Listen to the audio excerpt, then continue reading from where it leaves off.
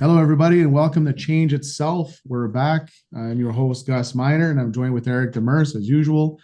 And again, if it's the first time joining us on our episode, we're happy to have you. And it's been a little while. We've had a little bit of a hiatus with our recordings because of all the conferences and all the movement that we've had within our segment of the business. How's things been? They've been really good. It's been busy, like you said, conferences and traveling and trying to get the word out about the new raise board that we've got coming here at Technica. And yeah, I feel like I'm home now. I've been on the road for feels like 6 months at this point. So, happy to be home and definitely different that we're back doing this through the computer because I get the chance to do it live with Jared over at when we were in Vancouver. So and Mario Grassi. So it's a really different feel, different vibe, but happy to be back. Excited to be doing this again. Yourself? It's very good, man. And I mean, and then for the audience, I mean, we went through periods of time where we were meeting regularly and having regular conversations and fairly keeping up to date on what's going on and a lot of planning. And because of our missions and visions that we've been, executing, which is a good segue into our topic today, which is, you know, putting things in action versus in motion and how different those two things are. So this is actually our first formal meeting that we've had in a while. We're having it with a whole audience. So it's awesome. I mean, we got to chat a little bit last night on the phone, just kind of getting ready for this episode. But I'm going to say it feels like it's been months since we've actually sat down and chatted. So excited for it. Absolutely. Yeah, so like we said, I So mean, one of the things, and maybe I'll let the viewers in a little bit on what's going on, but I mean, I enjoy audiobooks. I spend a lot of time taking in information this way, no different than podcasts like we're doing now. But I re-listened for I think the second, or at least the second or third time, a book called Atomic Habits, and putting things in perspective as far as how do we get to our goals? How do we achieve the missions that we set for ourselves? And what do we need to do to put deliberate things in play on a regular basis so that we get to our goals? And as you know, like I've got a big background in nutrition and sports and stuff like that. And although lately it probably doesn't look like it, there's different things we have to put in play for that. And it's no different with work. So I thought it'd be a great conversation for us today, because I know that for people listening, there's probably a good resonance around the fact that there's no shortage of meetings, right? There's no shortage of conversations. There's no shortage of talking about what we want to do, and those all categorize in a sense of like those are all things where there's motion. So people tend to feel good about it because things are in motion, things are happening, there's conversations, but it's very, very different than actually putting the action button on, right? So, what do you think about that, Eric? I mean, I'm sure it resonates with you as well. yeah, it definitely does. And so if I heard you correctly, motion feels like you're doing something. Action is actually doing something. Um, and yeah, especially when it comes like to habit building or even like anything be in projects, like um, sometimes I'll write stuff down. Like I'm notorious for having a notebook and I'll write things down and then check them off when they're complete. So to me, but some of those things, to your point around motion, is like I'll plan to have, I don't know, meeting with so and so on this topic. That's not an action. Okay, I might have scheduled the meeting. That might be an action. It's like schedule this thing or go do this thing. Then that would be for me is getting an action. But sometimes it feels good, but it's like feels like I'm letting myself off the hook and I'm selling myself a lie that yeah, I'm doing something. Here it is. I wrote it. I said I'd do something about it. And it's like procrastination almost. For me, anyways, that's kind of what it is.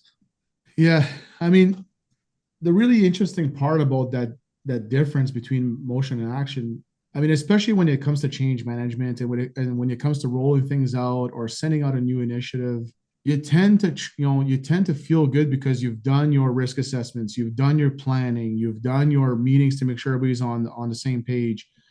And a lot of times it delays what could be because you're trying to like dot your I's, cross your T's, make sure that everything is all good.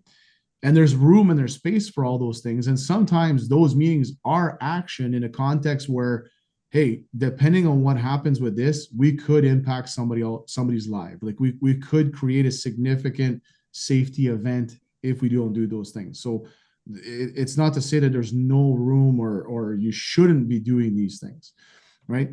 But where mostly it makes a difference is if you've got a long-term goal, or let's say you say by the end of year, I want to save $1 million in equipment damage support, or I want to save $1 million in waste reduction of what goes on in the workplace, or I want to increase the productivity and decrease the time requirement for my supervisors or so on. Like there's all kinds of different things we can throw out there as ideas. Well, you could be burning 3-4 months conceptualizing what those results can be based on solutions you want to put in. Or you can start testing stuff out, right? You can start testing stuff out in very, very small scale that'll get you to where you need to be, right? No different than practicing taking your workout clothes and putting it by the door at night so that in the morning it's super easy. You wake up, you grab your clothes, and then off you go. And now because you created that small action that eventually will become a habit, because now you're just going to do that out of habit, and that's the Kickstarter of the chain of events that goes into going to the gym, right? I think there's a huge opportunity here to capitalize on that, specifically in the workplace, where we can put some things in play and say, you know what, we're going to, I mean, for example, just as an example of like adopting a new digital tool, while we're doing our planning, push it out to everybody and just get them to log in. I want them to log in and do a synchronization every day, right? It's 2 minutes. It'll take you 2 minutes to do it, but it'll become a habit that happens every single day after you've done it for 3-4 weeks. So then now when I say, hey, now that you're logged in and you're used to doing that, can you go click on this extra button and do this activity? Again, it's 2 minutes, right? So from that concept, it was really cool to, in a way that we dissect work, like large tasks that could take us like a month, 2 months, 3 months, a year to deliver. We dissect those into small tasks so that we know how to progressively get there. And I think often we overlook that breakdown for the smaller stuff, right? So maybe if, for example, working out, it's going to take you an hour today. Well, implementing a 1 hour habit into your routine, pretty easy to just check away from it, because it's a pretty big change. Like you're carving out an hour now that you didn't have yesterday that now you have today. You could follow it a certain extent, but then it starts to kind of like fall off but if you start putting things in, it's a 5-minute change. So every day I've added this 2 to 5 minute change. Not a huge impact, but it's an incremental step into where I want to be. And then these steps kind of compound, right? So have you given some thought about that, Eric, about different things that you've experienced where, man, if we would have just tried this at a certain degree before we spent 3 months planning it out, it would have probably saved a lot of energy. Yeah, for sure. I'm just trying to think of something that's coming to mind right now. But yeah, I do think that there are times where maybe too much time is spent thinking about how we're going to do the thing versus doing the thing. And then I can speak specifically to implementation of software. So when I was doing the implementation of Sophie, we were at one of the local mines here, and we were going through. It was given to me as a project, and so one of the things I wanted to do is put together a training package. So I spent all kinds of time putting together training package and planning sessions and trying to get everybody in the room together. Finally get everybody in the room together, and we're going through this training presentation, step by step, how to open the app, how to open the tablet, because at that point tablets were completely foreign to most people, and like it was like step by step like that. And then in the room, what I found happening more and more is there'd be, at first it was probably 1 or 2 people, and then by the end of it was like more than half the people were already way ahead of where I was anyways, and they were showing the other people. And it was like, actually, do I really need all of this in-depth step by step proceduralized training. Maybe for some people, but for most people, it was intuitive and they were running with it. So I burnt a whole lot of time and energy putting things and worrying about things that actually never came to be. So that's one example. Another example for me is risk assessment. So a while back, it was just really challenging myself and my thinking around risk and risk management. And I found myself often I was focused on the negative things, like what do I want not to happen, right? And so in order for these 50 things not to happen, I'm going to put in 10 controls each. There's 500 controls. So there's 500 things now that I got to go do for a certain 50 things not to happen, if you will. These threats that will never happen. But I never stopped and thought about what are the actions I need to put in place to make sure that this is successful. Like if I looked at it from the opposite side of being unsuccessful, if I looked at what are the threats or the things in the way of me being successful and what do I need to do, I actually don't need to worry about the other stuff most of the time because it's taken care of. And it's in towards my goal, right? It's heading towards my goal. And they're usually actionable things. It's like a very specific, do this, like very specific. And I'll use like that SMART acronym, the specific, measurable, help me out on the other two, but or the other three. But that's what it is. If it's specific and measurable, I can see it, I can visualize it, I can get it done. So I think maybe that's what you're talking about, action. I'm not burning gas on things that I, maybe not need, or that it makes me feel really good, but doesn't help me get towards my goal. Yeah, it's about those small incremental steps, right? So no different than having like a half-hour meeting or 1 hour meeting to discuss about what the next things are. You could put that same effort into a small incremental step that maybe at the same time, maybe it's in parallel. Maybe like while you're having these incremental meetings to get to the, as a means to an end kind of thing, as far as like understanding what that process looks like A to Z, you're actually executing process, part of the process of ABC. You're planning to Z, but you can start kind of executing small pieces at a time to just see maybe Z looks totally different now. Like maybe you're spending that time going end to end this is the straight line you thought it was going to be, and then the result is actually this line that goes into a whole other way. And I find that actually plays a pretty big game in a pretty big part in that line of deviation. Like we talked about that a lot of times, where this is the expected flow of chain of events, and this is the expected result of your project. And then we look at the line of deviation go up and down like this, right? And then we start measuring that to say like, oh, you know what? We could have gained, like, this is a measure of our success on our plan. But in reality, the plan was somewhat fictitious in a certain sense of we've visualized what we wanted to achieve. And that deviation's actually not a measurement of bad. It's actually a lesson learned along the way, so that the next time you execute it, it'll be tighter and tighter and tighter. So through that execution of specific action items, you're actually tightening up that line of deviation, because you're dealing with facts. You're dealing with information that's coming in real time based on how things actually occur, right? So if I take us back to the start of the conversation, in the book Atomic Habits, what you're saying is that in order to build these habits, there's the distinction between motion and action. Are there specific maybe characteristics to an action that would be helpful for our viewers, that would help really distinguish the difference between motion and action, and maybe specifically around implementation like you're doing? Like, what are some examples? Because what I'm hearing is that, and even from my experience, as we're doing implementations of whether it's a process or a software or a new module, you're essentially building habits, and you're helping people build habits, correct? So like, what are some of these things that we need to be on the lookout for and to do to really make them impactful actions, rather than feeling like we're doing something but we're really not getting ahead.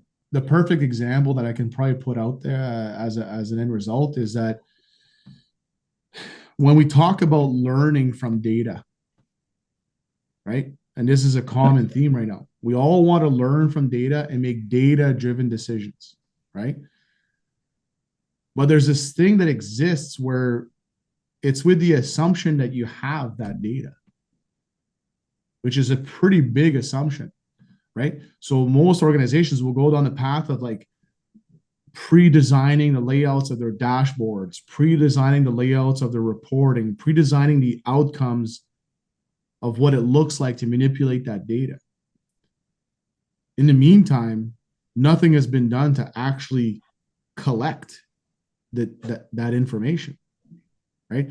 And I see that time and time again. Like, oh man, if we have, for example, for equipment, right? If we have all the information of how much the equipment is being used every single day, and we understand our maintenance patterns, and we can put those maintenance patterns in there, we can get a dashboard that's going to tell us exactly which equipment is due and which equipment needs stuff, and we're going to know exactly how to schedule things. It's a great vision, right? But do you have the data of when the services are due? Do you have the data of how much that equipment is used every single day? Do you have that data of the meters that you have to collect from a data point in order to get that end result? So then after that's all thought out, then you got to peel the onion right back and say, okay, now we're going to get people to log in and do their pre-ops, for example. They'll do their pre-ops so that we understand every single day how many hours are being used on each piece of equipment. And it's like, oh, hold on, our maintenance records are not necessarily all that accurate to understand the intervals of each piece of equipment and where we're at with it. So now this dashboard that we're trying to create is like a year away. So what I'm hearing is building the dashboard and like the thing that we want, it feels like we're moving towards that. We've got some motion and we have all the pieces, we have all the pieces in place for it. And we're like, oh, wait, I don't have the data to feed it to help me make good decisions. So what you're saying is if we get in action from the start and we start collecting data, in this case could be pre-ops, and that's been our experience as well, something I've learned through trial and error. Great dashboard, but if I don't have the pre-op and people aren't filling out the pre-op and I'm not getting, hour meter readings, it's not very useful. And so if I could at least get that, then there might be patterns in the data that become visible to me. And but then I'm in action. Like I'm in action collecting data. Like the whole point is you need to be in action collecting data, and you need data to make the dashboard work. So great motion, getting the dashboard up and running. But if you don't have the data and you're not collecting the data or have helped build a habit of data collection, then you're going to be hard pressed to go use that data to make decisions.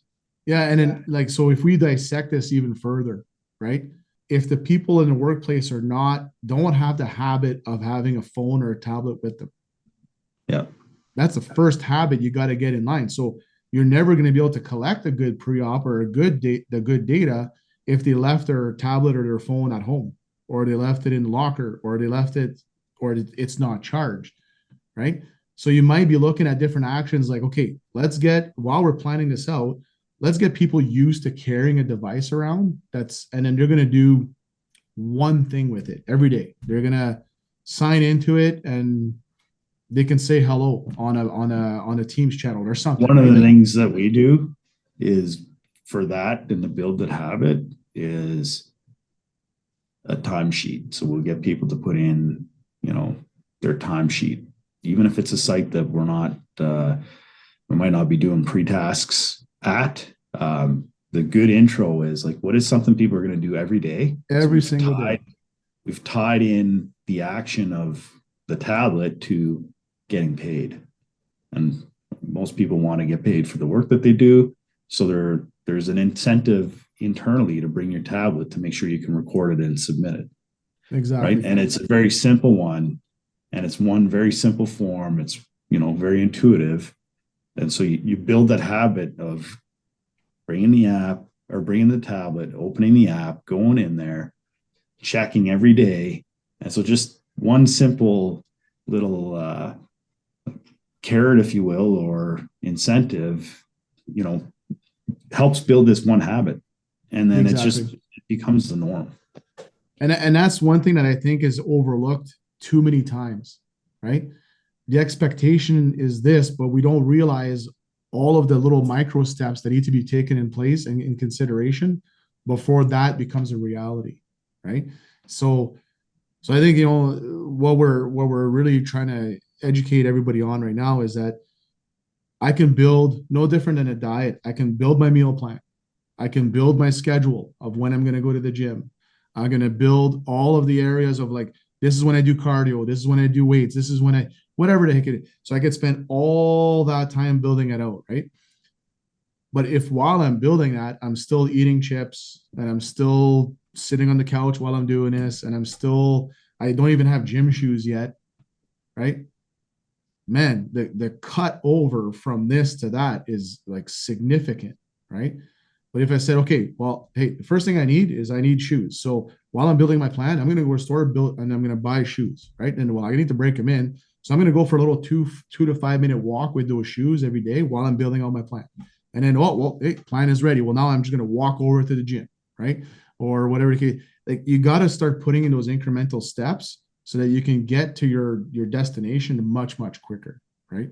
I I find that part it's interesting because that the part of intention, putting intention behind setting up those little habits to go do is for me would be the part where I struggle to do that at times, especially if I'm trying to build a consistent habit to do something consistently and over a period of time.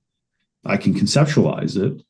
I can clearly see it. I can see the benefits of it, but getting myself over the line to actually get in action about it, Yeah.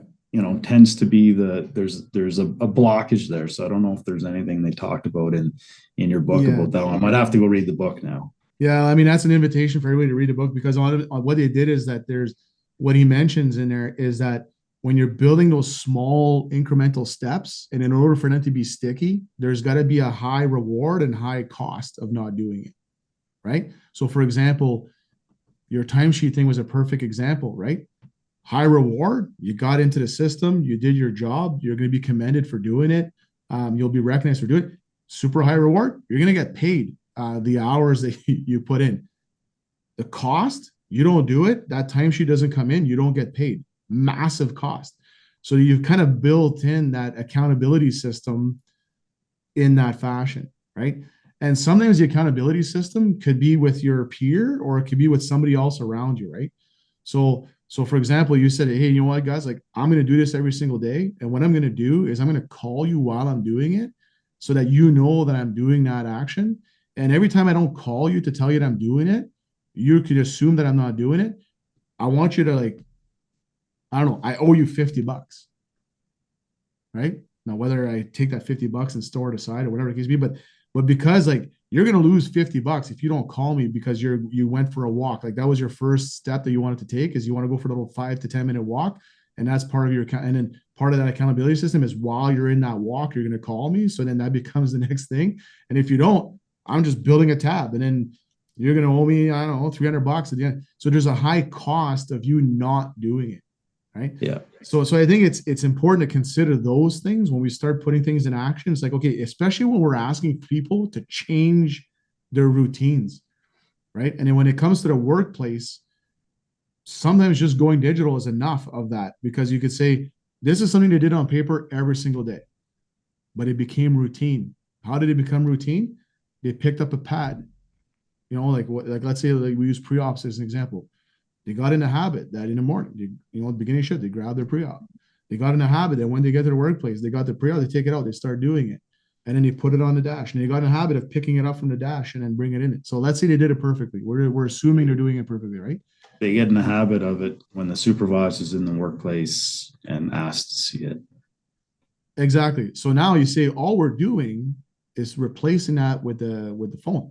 Well, now what if they already have the phone? Now they feel like there's a piece that they're used to doing that they're not doing anymore, right? Because they already have their phone. Then they get in their workplace and they don't see the pad, like the visual cue of seeing a pad on a piece of equipment was enough for them to trigger the motion of, or the action of filling out the pre-op. Well, now that's gone, right? So now they have to create a new trigger to say, hey, I got my phone over here. This is what I do my pre-op. So these are the little things that we often overlook. I'm like, well, what do you mean? Like, all you got to do is do it in here. It's not that big of a change, but it actually is a pretty significant change from a routine standpoint, right? Yeah. So, anyways, it was an interesting thing that I thought we'd be able to chat about because I think it might help people think about things a little bit differently. One, possibly on the over planning and under execution side of things, possibly, but also on the part of like small little actions that don't seem that they're significant. They stack up and they compound on themselves to deliver like significant results, right? And you might be able to really accelerate those results by having those small movements take place while you're still working on the master plan. Anything you want to add to that as a closing remark, or anything that we want to invite our audience to participate in, or a challenge to try something out based on that topic? Ooh, that's a big one because that means I got to get in action and challenge myself here. No, I just think it was another great episode, Gus, and thank you very much. And yeah, the challenge could be to just look at what you're doing and where are you spinning your wheels instead of getting in action. I think that'd be a great challenge and a great thing that I'll take on and go do myself. So thank you guys for watching. Thanks for that great conversation, Gus. Yeah, thanks a lot. And then, hey, maybe as a final thing, go ahead and take the action of ringing that bell and giving us a comment if you like the episode. And maybe you say, this is what I want to achieve. Can you help me out? Break it down to pieces. I'll be happy to take that on and to support you. And look forward to continuing the conversations on the next one.